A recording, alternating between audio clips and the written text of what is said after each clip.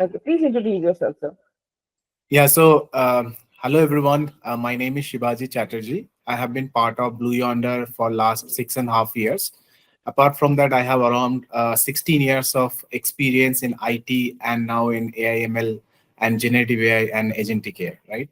So the journey started when we have been working with data at the beginning, because as you know earlier, data is the main thing. Like after that, we have received the notion about how to load the data, how to extract the data. So ETL concept, and after that we talk about how once we have stored the data, then we need cloud.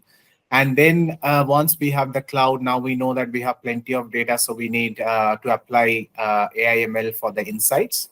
And after the insights, you have to do the explainability. So that's how, if you see the journey from data to storage, to your ETL, to cloud, and then machine learning, and then generative AI. So this is how the journey of mine as well. So I did not start directly with the data scientist. I started with the data, and now we are going towards the technology, how it is evolving. And currently I'm leading a team of AI and data scientist, which is part of building AI COE team for our organization.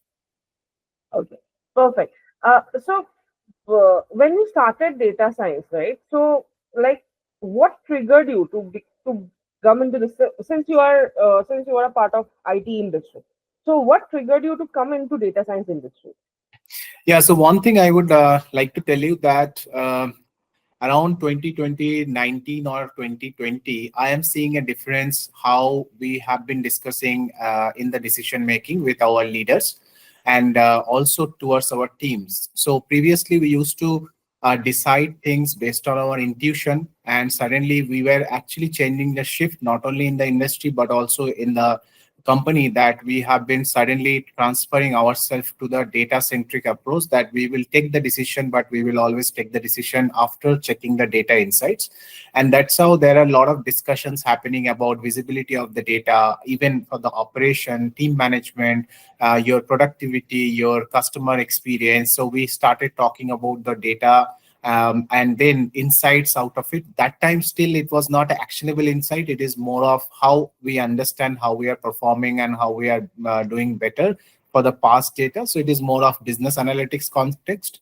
And that's how I got interest that, okay, suddenly why we are thinking about the data, because I have been part of the data journey for a long time. Suddenly I started understanding that, okay, maybe I have to look in a different way. Okay. And this, so when you did the shift, right? So I know you had a vantage point that okay, you know how the industry works. But when you did the shift, did you start from basic? I mean, learning things. Of course, you need to unlearn few things to learn new things, right? So did you start from scratch, or did you just jump into it?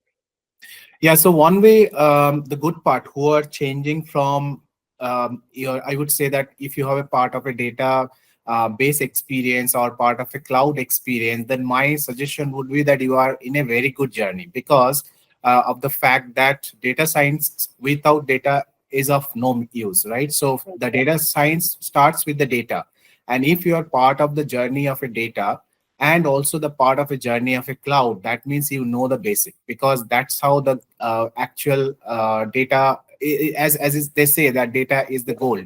So Hmm. now you know how to extract the data, you know how to transform the data. And that's how my journey also begins, when I started looking at it in a different way. Then I started looking at it data, and not only from the understanding the data is stored, but also getting basically a summary out of it at the beginning. So if you want to start, you can even start with an Excel and understanding that how pivots are working, and then understanding, okay, different mechanism of visualization.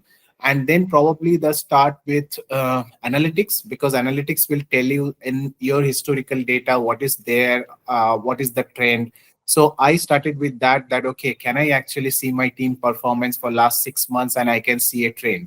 Can I see my customer, for example, your customer data, where customer is giving a lot of feedback? Can I actually go back and see that if it is trending upwards and downwards? And then also seeing that, okay, where which customer is actually giving more input than others. So there are a lot of comparison factor. There is a lot of factors that you can say that how you can compare different data, trend of the data, monitor the data for some time as a trend, and see that okay, taking some small bit of action so that the KPIs are going upwards. I think that can be a good start. And for that, if you need to really learn about a little bit about data, different types of data, a little bit of analytics, and then how the data is stored, I think that would be good option. And if you are part of already a journey of, for example, big data, or you are actually a part of ETL journey, like where you transform the data, extract the data, transform the data, and load the data,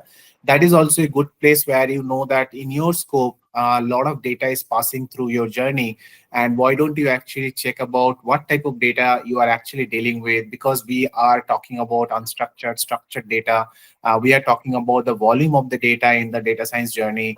We are also talking about different types of data, which is ethical data, non-ethical data, personal data. So you can always, first step would be to understand the data that you are dealing with, the scope of the project that have different types of data, and then try to understand the data better. That is a very basic for any data scientist in the future.